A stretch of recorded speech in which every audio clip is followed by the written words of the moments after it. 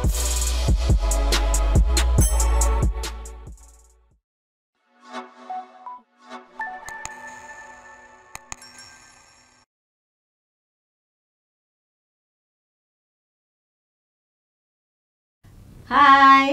Assalamualaikum dan selamat sejahtera.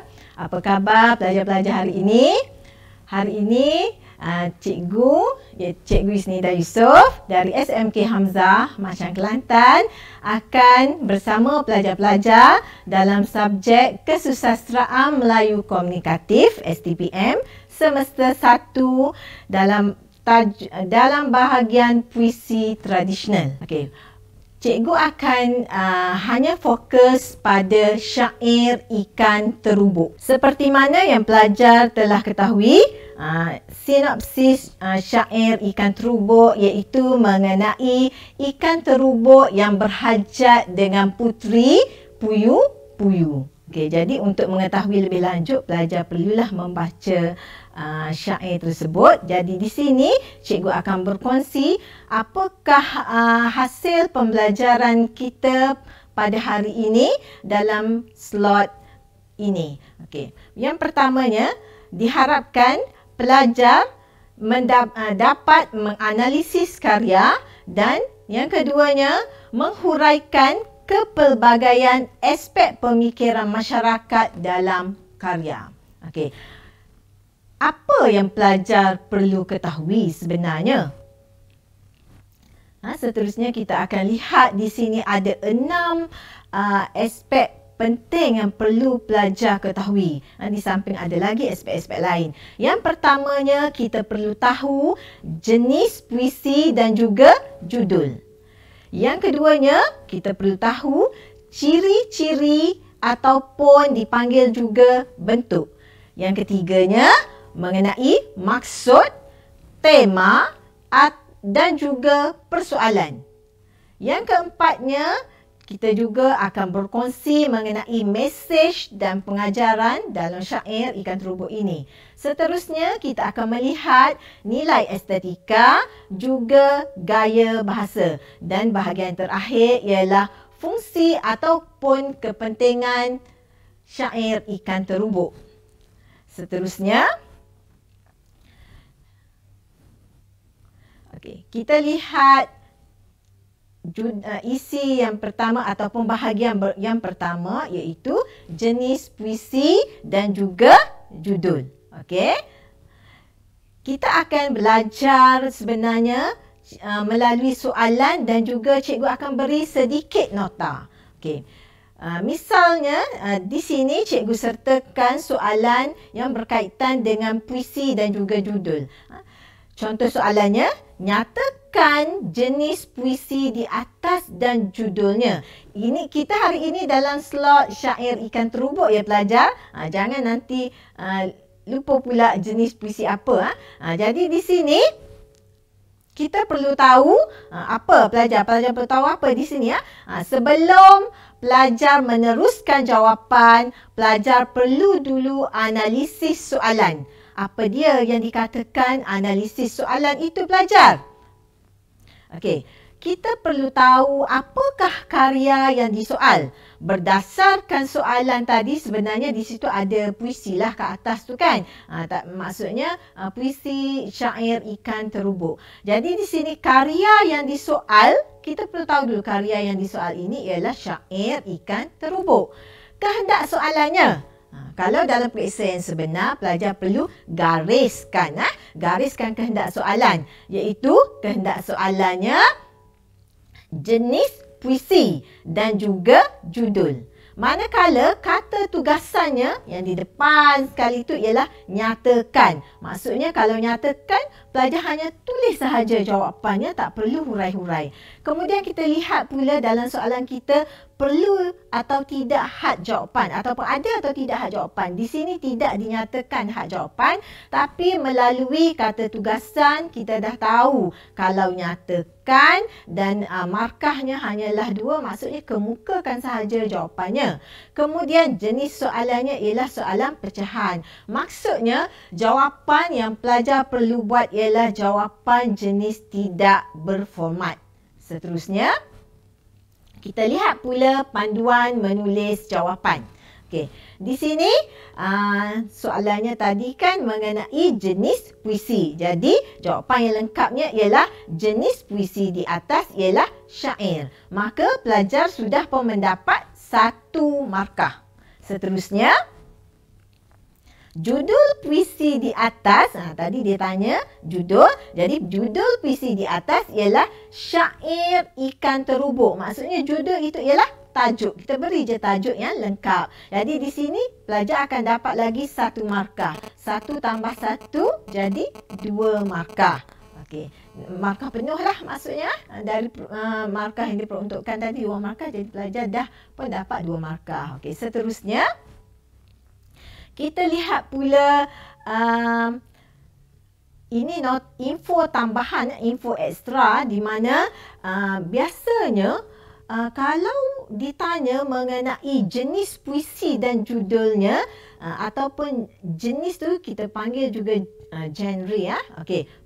Kita pun akan jawab jenisnya ialah pantun ataupun pelajar boleh tambah lagi pantun 4 kerat. Manakala judulnya ialah apa?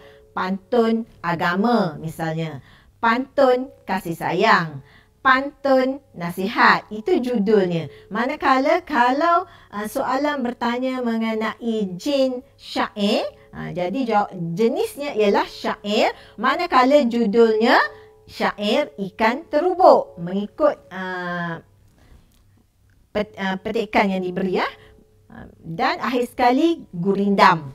Okey. Jenisnya gurindam, tapi judulnya apa? Judulnya ialah Gurindam Taat Setia Kepada Raja. Jadi sebenarnya cikgu senaraikan jenis-jenis yang ini dan judul tersebut. Sebenarnya soalan ini tak pernah lagi bertanya mengenai judul yang cikgu paparkan ini. Jadi syair Ikan Terubuk juga belum lagi disoal dalam peperiksaan sebenar SDPM. Jadi harap-harap pelajar cuba beri lebih perhatian kepada jin ini.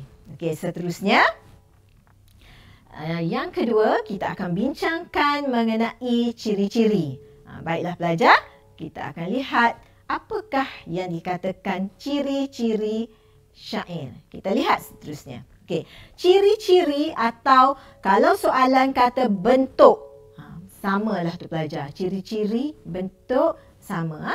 Okey, di sini yang ingin kita perkatakan ialah ciri-ciri syair Ikan Terubuk. Okey, jadi di sini kita nak tentukan ciri-ciri syair Ikan Terubuk ni apa dia? Okey, sebenarnya ciri-cirinya ialah terdiri daripada 24 rangkap. Iaitu rangkapnya 24, barisnya setiap rangkap ada 4 baris dan setara dari segi barisnya. Makna antara satu rangkap dengan satu rangkap dan juga antara baris adalah berkaitan. Maksudnya tak pergi jauh lah. Masih lagi dalam tema yang sama dan persoalan yang sama. Dan di situ juga dari segi barisnya ialah adanya kesatuan idea. Kesatuan idea ni maksudnya satu kisah ataupun satu cerita yang sama dalam lingkungan yang sama. Dan satu lagi ciri dalam baris ialah ada hentian. Maksudnya berhenti sekejap. Bila kita bersyair tu kita berhenti antara, kalau 4 patah perkataan kita berhenti antara 2. Jadi berhenti sekejap kemudian teruskan. Okey, dari segi patah perkataan, syair Ikan Terubuk ni patah perkataan yang paling pendek ialah 3 dan paling panjang ialah 5. Manakala dari segi suku katanya antara 4 hingga 12 suku kata sebaris. Rima akhirnya a kecuali rangkap yang ke-23 dan 24 AB. Tetapi secara keseluruhannya rima akhirnya ialah a. Jadi di sini kita dapat rumuskan ciri-ciri syair Ikan Terubuk ialah bentuknya terikat. Di sini cikgu cuba beri satu formula bagaimana nak mengingat ciri, iaitu di tepi tu cikgu ada sediakan formula rumah baru pakcik saya roboh. Cikgu wakilkan dengan RBPSR. Rumah rangkap, B baharu tu baris, P patah perkataan, pakcik saya suku kata art roboh. Itu formula yang biasa, yang universal.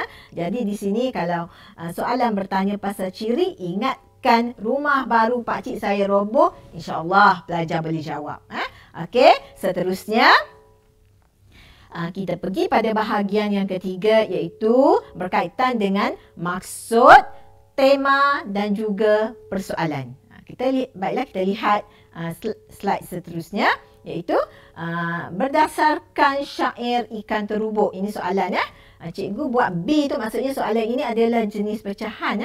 Nyatakan maksud rangkap ke-6 puisi di atas. Okey. Jenis soalan ini adalah soalan pecahan. Apa yang pelajar perlu buat? Kita lihat seterusnya, kita akan lihat pelajar perlu cari apakah karya yang disoal. Dalam syair ini sudah pastilah syair ikan terubuk karya yang disoal. Kemudian kita perlu cari kehendak soalan. Kehendak soalannya di sini ialah maksud. Maka dalam biasanya pelajar akan highlight ataupun garis sahaja semua kehendak soalan tu. Okey, kemudian kata tugasannya di sini ialah nyatakan. Maksudnya nyatakan sahaja maksud tu tanpa memberi huraian contoh lagi, nyatakan sahaja. Hak jawapannya tidak ada, tetapi ianya bergantung kepada jenis ataupun bentuk soalan dan juga peruntukan markah. Bila peruntukan markahnya 2, maksudnya kita berikan saja maksud rangkap tersebut tanpa memerlukan huraian dan juga contoh seperti yang cikgu beritahu tadi. Okay, jenis soalan kita tahu, jenis soalannya ialah pecahan. Penanda kepada pecahan ialah ada A, B, C pada nombor soalan. Okey, seterusnya kita cuba lihat rangkap yang ke-6 tadi kan. Okey, Puteri Puyu-Puyu, konon namanya, cikgu tak bersyair lah Okey, di dalam kolam konon tempatnya. Cantiknya majlis barang lakunya, patutlah dengan budi bahasanya. Okey, seterusnya kita lihat maksudnya. Apa maksudnya? Okey, maksudnya di sini ialah puteri tersebut dikenali sebagai Puteri Puyu-Puyu. Sebab dikatakan Puteri Puyu-Puyu konon namanya. Maksudnya namanya ialah Puteri Puyu-Puyu. Puteri Puyu-Puyu tinggal di dalam sebuah kolam, iaitu kolam air tawar. Puteri Puyu-Puyu ini memiliki rupa paras yang cantik, tingkah laku yang baik dan sangat bersopan santun. Okey, dari maksud ni seterusnya kita akan dapat pemikiran. Maksudnya setiap rangkap akan ada pemikirannya yang tersendiri, ataupun paling kurang 2 rangkap akan dapat satu pemikiran. Tapi yang lazimnya satu rangkap satu pemikiran. Okey, jadi di sini pemikirannya untuk rangkap 6 ini ialah pemikiran tentang kecantikan golongan bangsawan. Di sini diwakili oleh puteri. Seterusnya, okey, kita bermain dengan soalan ya pelajar. Berdasarkan syair ikan terubuk, huraikan tema. Okey, tadi cikgu dah beberapa kali beritahu pelajar, bila nak menjawab soalan, kita akan gariskan dulu, highlight dulu beberapa perkara. Seperti mana yang pelajar akan lihat di sini, iaitu karya yang disoal, pastinya syair ikan terubuk. Kehendak soalan kali ini ialah tema. Kata tugasannya huraikan, had jawapan tak ada, tetapi perlu melihat kepada peruntukan markah. Di sini 3 peruntukan markahnya. Okey, dan jenis soalannya pecahan. Okey. Seterusnya kita cuba lihat cara menulis ataupun panduan menulis tema ini. Okey, jadi di sini cikgu beri sedikit nota. Tema bagi syair ikan terubuk bagi cikgu lah, iaitu cinta yang terhalang akibat perbezaan darjat. Jadi tema ini pelajar hafalah satu ayat sahaja.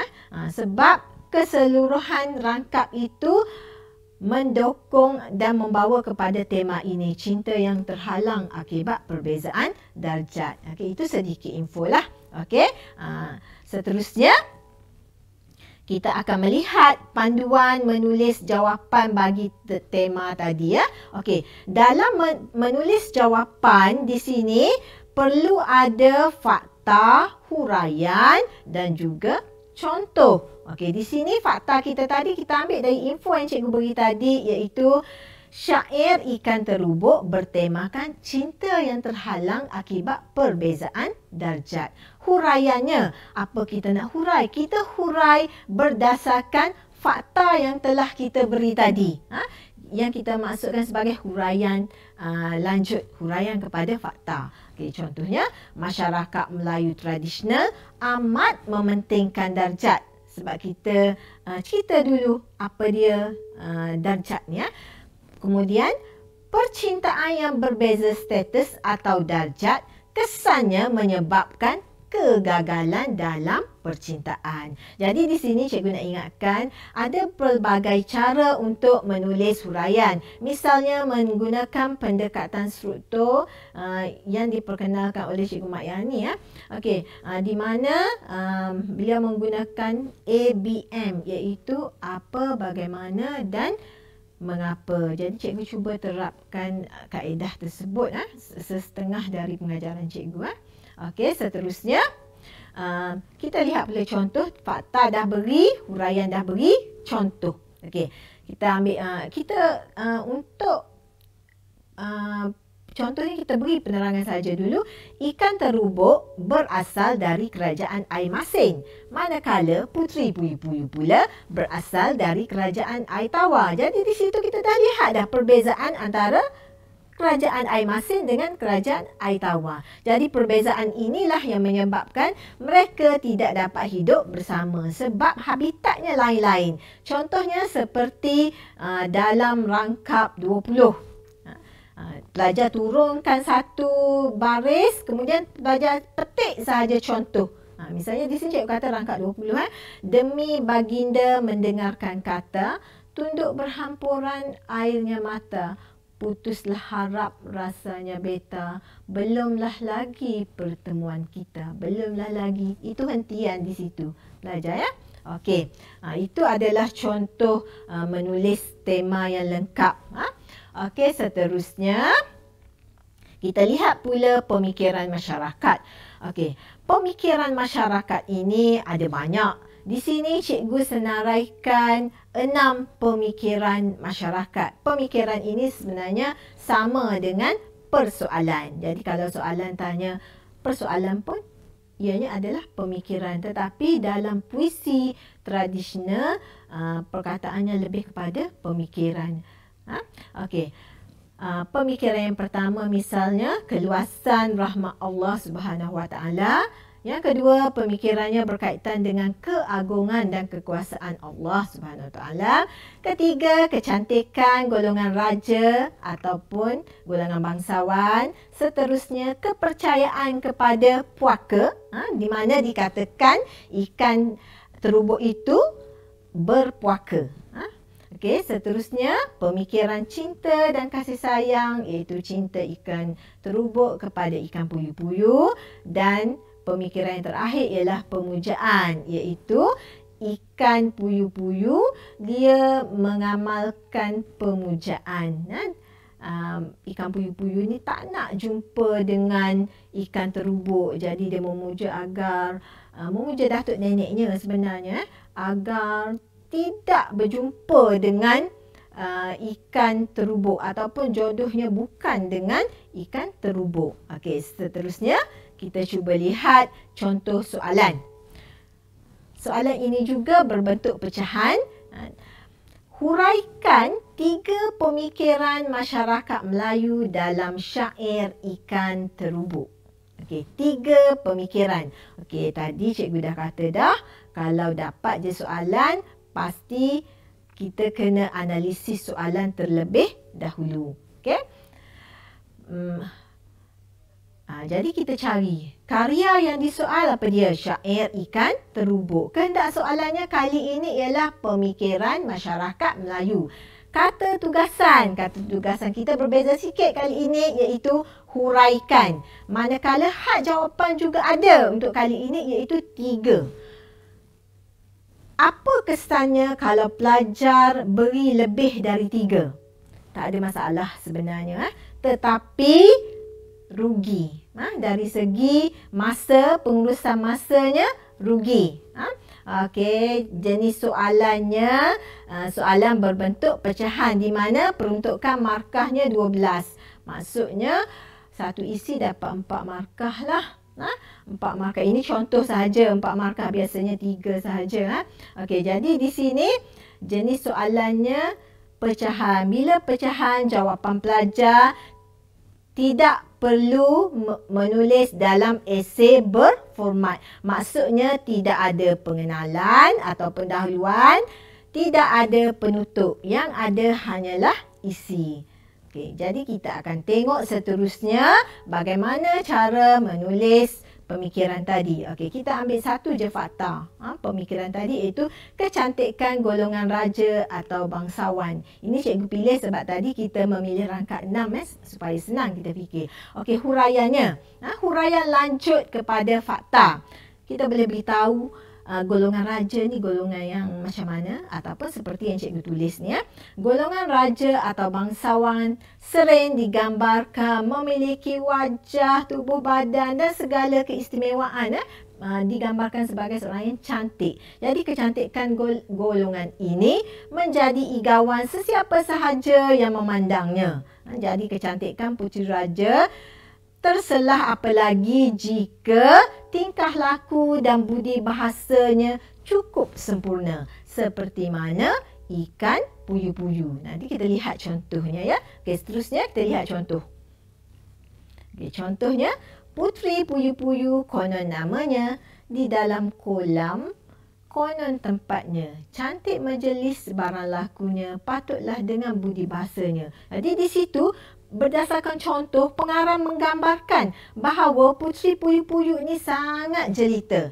Dipadankan dengan tingkah lakunya yang elok, berbudi bahasa, bersopan santun. Jadi inilah yang menyebabkan ikan terubuk ni jatuh hati kepada puteri puyu-puyu. Jadi contoh tu hurailah sikit selain dari memetik ungkapannya. Okey, seterusnya kita cuba lihat bahagian yang keempat iaitu mesej ataupun pesanan ataupun amanat. Pelajar jangan lupa perkataan mesej sama dengan pesanan, sama dengan amanat. Manakala ia berbeza dengan pengajaran atau iktibar. Jadi kita kena tahu penggunaannya macam mana. Okey, seterusnya kita cuba lihat soalannya. Okay. Bincangkan 4 mesej yang terdapat dalam syair di atas. Okay, kita ambil satu. Mesejnya ialah fakta, bijak dalam membuat keputusan. Okay. Sebenarnya mesej ini ialah apa yang pengarang nak suruh pembaca buat ataupun pengarang ni nak menyeru pembaca buat macam mana. Jadi sebenarnya kalau dalam esei yang lengkap kita pelajar perlu tulis pengarang menyeru pembaca agar bijak dalam membuat keputusan. Itu okey, huraiannya. Kemampuan seseorang menggunakan akal fikiran untuk mengatasi atau menyelesaikan masalah. Itu yang dikatakan bijak tu apa. Huraian lanjut. Okey, sekarang kita jangan lupa arahan ataupun kata tugasan kita sekarang ialah bincangkan. Bila bincangkan, pelajar perlu berbincang. Perbincangannya dengan cara tadi kita dah beri huraian pro. Kita bincangkan dengan memberi huraian kontra. Biasanya kita menggunakan perkataan seperti sekiranya. Maksudnya opposite dari pro tadi ya. Sekiranya kebijaksanaan tidak ada dalam diri seseorang, maka agak sukar seorang itu berhadapan dengan masalah dan mudah dipergunakan oleh mereka yang tidak bertanggungjawab. Itu adalah contoh perbincangan. Itu pendapat cikgu lah. Pelajar pun boleh beri pendapat yang lain. Okey, seterusnya. Contoh, Puteri Puyu-Puyu mengambil keputusan secara bijak dengan cara menolak cinta ikan terubuk kerana memikirkan nasib buruk yang akan diterimanya pada masa yang akan datang kerana budaya hidup mereka adalah berbeza. Seperti mana kita tahulah, Puteri Puyu-Puyu ni tinggal di kolam air tawar, manakala ikan terubuk di kolam di laut, air masin. Jadi dari segi habitat pun berbeza. Sebenarnya ini adalah cerita ataupun alegori, iaitu sastra sindiran, di mana digambarkan dalam sastra sejarah kerajaan Melaka, iaitu kerajaan zaman dulu dianggap kerajaan yang besar, cuba meminang ataupun merisik puteri kerajaan Siak. Ini yang cikgu baca lah, tapi tak ada dalam teks kamu, cuma cikgu nak beri panduan sikit lah. Jadi di sini sindiran di mana kerajaan besar, kerajaan Melaka cuba nak dapatkan puteri dari kerajaan yang kecil. Jadi Puteri Puyu-Puyu ni mewakili kerajaan yang kecil. Jadi kerajaan kecil ni rasa tak sepadan lah nak kahwin dengan putera raja kerajaan besar. Jadi dia pun, Puteri Puyu-Puyu pun membuat keputusan menolak awal-awal lagi cinta ini supaya tidak berlaku masalah di kemudian hari. Seperti kita lah, kalau orang miskin kahwin orang kaya, mungkin ada masalah. Itulah yang difikirkan oleh Puteri Puyu-Puyu. Jadi pelajar boleh cuba buat kesimpulan kecilnya. Jelaslah kebijaksanaan ini penting dalam diri seseorang agar dapat mengelak sebarang masalah yang menimpa tanpa menyakiti orang ataupun tanpa menyesal di kemudian hari. Pelajar buatlah kesimpulan. Kesimpulan kecil ni sebenarnya untuk dapatkan markah jika pada huraian pelajar mungkin huraian tu tak berapa lengkap, tapi kalau kesimpulan kecilnya bagus, pelajar akan dapat cover dan dapat markah penuh semula untuk bahagian ini. Okey, seterusnya kita lihat pula bahagian yang kelima, iaitu nilai estetika. Nilai estetika sama dengan nilai keindahan, nilai estetik. Itu adalah perkataan-perkataan yang sering digunakan dalam soalan peperiksaan. Dan ini juga adalah soalan yang popular sangat dalam puisi, terutamanya puisi tradisional. Okey, seterusnya kita cuba belajar ataupun mengkaji soalan. Okey, jelaskan 3 unsur estetika dan kesannya berdasarkan puisi di atas. Okey, seperti mana biasa, bila dapat je soalan, gariskan dulu mana kehendak soalan, mana kata tugasan, esei ini jenis apa. Semuanya ada pada soalan tersebut. Seterusnya kita lihat panduannya. Panduan menjawab. Jelaskan 3 unsur estetik. Itu cikgu dah warnakan. Okay, seterusnya kita tengok cara cikgu buat jawapannya. Okey, karya yang disoal iaitu syair ikan terubuk. Sebab kita masih lagi dalam syair ikan terubuk. Kehendak soalannya unsur estetik dan kesannya. Di sini jangan lupa ada 2 kehendak soalan, iaitu unsur estetik dan yang keduanya kesan. Unsur estetik dan juga kesan. Kata tugasnya ialah jelaskan. Jenis soalannya pecahan. Maksudnya tidak ada pendahuluan dan juga penutup. Hak jawapannya 3. Jadi berilah 3 sahaja demi menjaga masa. Okey. Seterusnya, kita lihat sedikit nota mengenai aspek estetik yang cikgu paparkan di sini. Ada beberapa yang pelajar suka buat mengenai aspek estetik, iaitu yang pertamanya gaya bahasa. Biasanya pelajar suka sangat memilih gaya bahasa. Misalnya gaya bahasa perulangan, iaitu perulangan bunyi, asonansi, aliterasi, perulangan kata, anafora, responsi, epifora, perbandingan, contohnya simile, yang menggunakan ditandai dengan ba, umpama, seperti. Okey, seterusnya aspek estetik yang lain, kita juga boleh membincangkan mengenai fungsi. Berkaitan dengan fungsi juga termasuk dalam aspek estetik. Misalnya fungsi syair ini ialah sebagai pengajaran, sebagai hiburan. Nanti pelajar berilah jawapan yang lengkap. Okey, kita cuba lihat pula aspek pemikiran. Misalnya kecantikan golongan bangsawan. Ini cikgu relate dengan rangkap 6 tadi. Okey, seterusnya, dalam aspek estetik, pelajar juga boleh bincang ataupun memilih mengenai bentuknya. Tadi jangan lupa ciri tadi sama dengan bentuk. Jadi aspek estetiknya dibawa semula ke sini, cirinya. Kemudian rima akhirnya. Okey, rima akhirnya apa dia? Kita akan lihat rima akhirnya ialah bunyi akhir, iaitu vokal dan juga konsonan yang ada pada hujung baris tersebut.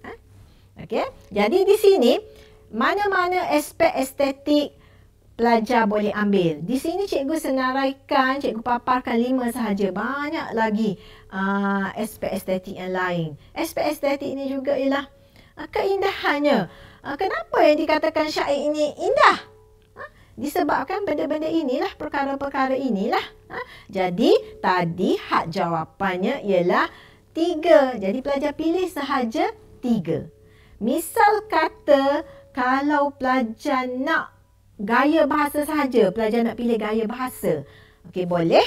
Pelajar boleh ambil gaya bahasa, tetapi gaya bahasa yang pelajar pilih tidak lebih dari 2. Misalnya pelajar ambil perulangan bunyi. Perulangan bunyi asonansi 1, aliterasi 1. Jadi untuk isi yang ketiga tak boleh lagi ambil gaya bahasa. Mesti pergi ambil bahagian lain, aspek lain. Itu sebagai panduan. Jangan lupa tidak lebih dari 2 untuk setiap bahagian. Okey, seterusnya kita cuba lihat cara menjawabnya. Di sini cikgu memilih rima akhir. Cikgu bukan buat dalam bentuk perenggan macam tadi, tapi dalam bentuk slide macam ni. Okey, beritahu apa itu rima akhir. Fakta kita ialah rima akhir. Apa rima akhir tu? Huraian kita ialah persamaan bunyi akhir dalam baris-baris syair, iaitu persamaan bunyi vokal dan konsonan yang berikutnya. Skema rima akhirnya tetap, iaitu a, a, a, a. Okey, dan jangan lupa tadi diminta kesan.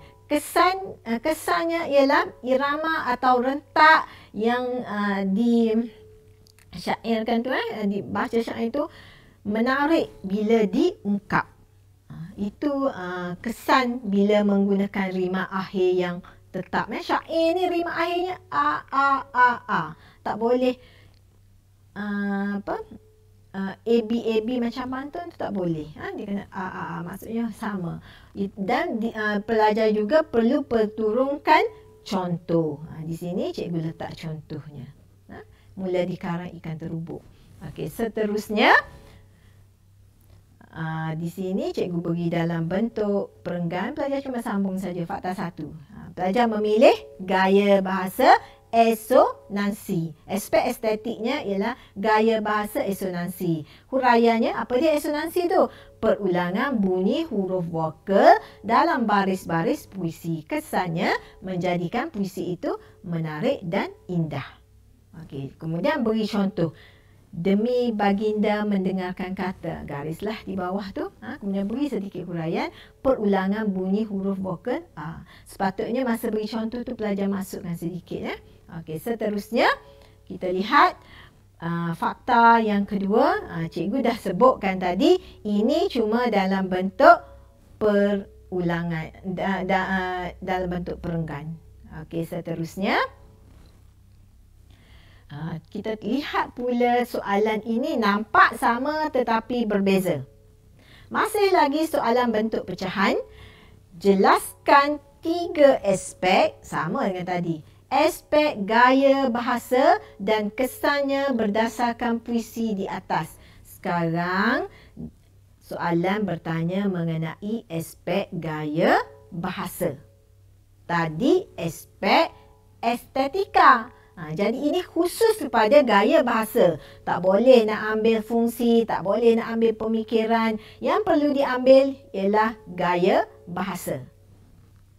Seterusnya, jelaskan 3 aspek gaya bahasa dan kesannya berdasarkan syair Ikan Terubuk. Cara menganalisis soalan, kita lihat seterusnya. Seperti mana kita selalu buat, karya yang disoal, kehendak soalan, kata tugas, jenis soalan, had jawapan. Bila kita garis-garis macam ni dalam soalan, pelajar akan tahu apa yang patut dibuat. Sebab semua kata tugasan, semua tu memberitahu kita bagaimana rupa bentuk jawapan pelajar. Okey, seterusnya. Di sini cikgu paparkan contoh aspek bahasa ataupun boleh juga kita panggil gaya bahasa.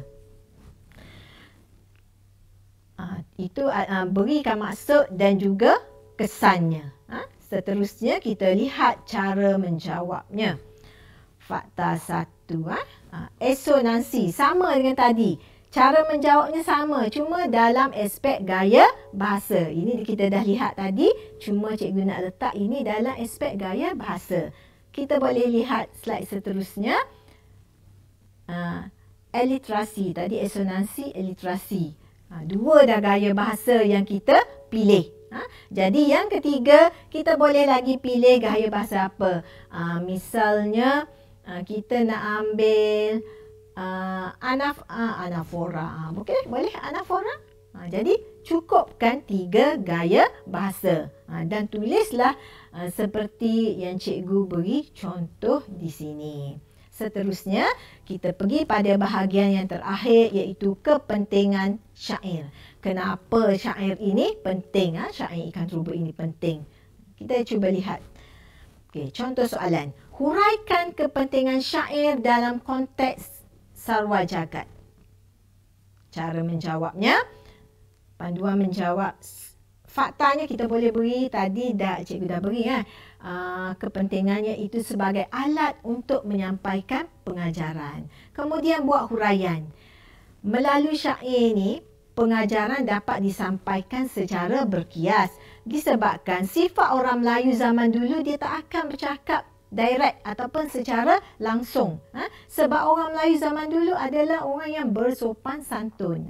Jadi syair ini sebenarnya digunakan sebagai alat untuk memberi pengajaran supaya kita bijak dalam membuat keputusan. Okey, seterusnya kita letakkan contohnya. Okey, seterusnya. Rupanya cikgu dah sampai yang terakhir. Jadi di sini cikgu nak berpesan pada pelajar, perjuangan kita belum selesai. Walaupun kita dilanda pandemik COVID-19, tetapi kita perlu berusaha kerana kejayaan itu bukan datang bergolek. Jadi kita perlu berusaha dengan lebih. Masa yang ada, tak lama lagi bulan 3 kita akan menduduki peperiksaan. Jadi cikgu harap semua pelajar berjaya menjawab soalan KMK nanti dan moga-moga A bulat dalam tangan. Okey, terima kasih. Itu sahaja dari cikgu hari ini. Bye-bye.